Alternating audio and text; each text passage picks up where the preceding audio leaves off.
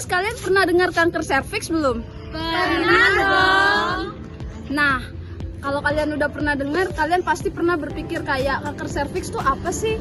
Apa sih penyebab kanker serviks? Resikonya itu apa sih? Nah, di sini kita akan menjelaskan apa itu kanker serviks.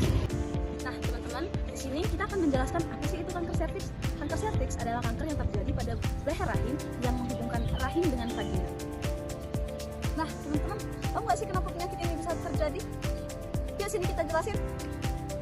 Nah, teman-teman, penyakit ini bisa mengakibatkan karena pertumbuhan sel-sel abnormal pada serviks yang berkembang secara tidak terkendali dan dapat menyebar kepada jaringan yang lain dan organ lainnya jika tidak ditangani. Nah, teman-teman, kanker serviks sendiri merupakan salah satu jenis kanker yang paling sering menyerang perempuan. Sebagian besar kasus kanker serviks disebabkan oleh infeksi virus human papillomavirus atau yang biasa kita sebut HPV. Nah, teman-teman, tahu kan kalian penyebab kanker serviks? Penyebab utama yaitu yang dimana infeksi human papillomavirus yang disingkat dengan HPV. Nah, HPV merupakan virus yang ditularkan melalui kontak seksual. Sebagian besar infeksi HPV dapat sembuh sendiri, namun infeksi yang menetap dalam waktu lama dapat menyebabkan perubahan sel menjadi kanker. Nah, di sini ada jenis HPV yang dimana paling sering menyebabkan kanker serviks, yaitu ada beberapa tipe yaitu HPV tipe 16, HPV tipe 18. Nah, kedua tipe ini menyebabkan sekitar 70% kasus kanker serviks di seluruh dunia. Nah, teman-teman, ada 4 faktor risiko kanker serviks. Beberapa faktor meningkatkan risiko terjadinya kanker serviks, yang dimana ada aktivitas seksual pada usia muda. Perempuan yang memulai melakukan hubungan seksual pada usia muda memiliki risiko lebih tinggi terpapar HPV. Lalu yang kedua, berganti-ganti pasangan seksual. Semakin banyak pasangan seksual, semakin besar risiko terkena infeksi HPV. Lalu yang ketiga, ada infeksi menular seksual seperti HIV atau AIDS, herpes genital, chlamydia. Lalu juga ada merokok. Zat kimia dalam rokok dapat merusak sel serviks dan meningkatkan risiko kanker. Lalu juga ada sistem kekebalan tubuh lemah, misalnya pada penderita HIV atau AIDS atau pengguna obat penekan imun. Lalu juga ada tindakan melakukan screening. Wanita yang tidak pernah melakukan pap smear atau IVA memiliki risiko lebih tinggi karena kelainan serviks tidak terdeteksi sejak dini. Lalu juga ada penggunaan pil KB jangka panjang. Penggunaan lebih dari 5 tahun dapat sedikit meningkatkan risiko kanker serviks. Lalu juga riwayat keluarga, memiliki anggota keluarga yang pernah mengalami kanker serviks dapat meningkatkan risiko. Proses terjadinya kanker serviks. Yang pertama, HPV masuk ke sel serviks, kemudian virus menginfeksi sel-sel serviks, lalu terjadi perubahan genetik pada sel, muncul lesi prakanker, kemudian sel abnormal berkembang menjadi kanker, lalu kanker menyebar ke jaringan sekitar, lalu kanker dapat bermutasi ke organ lain.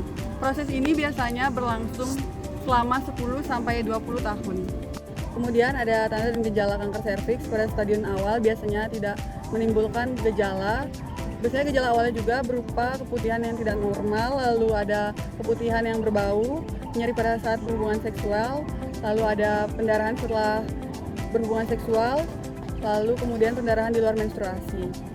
Pada gejala stadium lanjut ada nyeri panggul, nyeri pinggang, sulit buang air kecil, sulit buang air besar, mudah lelah, pembengkakan kaki, penurunan berat badan secara drastis, dan anemia. Ada 4 stadium kanker serviks. Yang pertama stadium 1 yaitu kanker yang berada di serviks. Yang kedua yaitu kanker yang menyebar ke jaringan sekitar. Stadium 3 yaitu kanker yang mencapai dinding pinggul atau yang di bawah vagina. Stadium 4 yaitu kanker yang menyebar ke organ seperti kandung kemih, paru-paru, hati, dan tulang. Adapun pengobatan dari kanker serviks itu sendiri, yang pertama adalah dengan cara operasi yang dilakukan pada stadium awal, dan jenis operasinya ada 2, yaitu konisasi atau histerektomi. Yang kedua ada radioterapi yang dimana menggunakan sinar radiasi untuk membunuh sel kanker. Efek sampingnya yaitu lelah, mual, dan juga diare. Yang ketiga ada kemoterapi yang dimana menggunakan obat anti kanker untuk membunuh sel kanker. Efek sampingnya yang pertama ada rambut rontok, mual, dan juga daya tahan tubuh yang menurun. Yang keempat ada terapi target yang dimana menyerang sel kanker secara spesifik. Yang kelima ada imunoterapi yang dimana di sini itu membantu sistem imun untuk melawan kanker. Selanjutnya itu ada komplikasi pada kanker serviks. Yang pertama ada anemia, yang kedua ada gagal ginjal, yang ketiga ada infeksi berat, yang keempat ada pendarahan, selanjutnya ada gangguan kandung kemih dan juga usus, penyebaran kanker ke organ lain. Adapun peran perawat itu sendiri dalam penanganan kanker serviks adalah sebagai edukator memberikan pendidikan kesehatan tentang HPV, menjelaskan pentingnya vaksin HPV, mengajarkan deteksi dini melalui IVA dan Pap smear. Sebagai caregiver, memberikan asuhan keperawatan, mengurangi nyeri, memantau kondisi pasien, sebagai konselor memberikan dukungan psikologis, membantu pasien menghadapi kecemasan, sebagai advokat membantu pasien memperoleh pelayanan kesehatan yang tepat. Jadi, kesimpulannya, kanker serviks adalah yang terjadi pada leher rahim dan sebagian besar disebabkan oleh infeksi HPV. Risiko tinggi. Penyakit ini berkembang secara perlahan dan sering tidak menimbulkan gejala pada stadium awal. Deteksi dini melalui IVA, Pap smear, dan vaksinasi HPV merupakan langkah paling efektif untuk menurunkan angka kejadian dan kematian akibat kanker serviks. Dengan pencegahan yang tepat, kanker serviks termasuk salah satu kanker yang paling dapat dicegah dan diobati bila ditemukan sejak dini.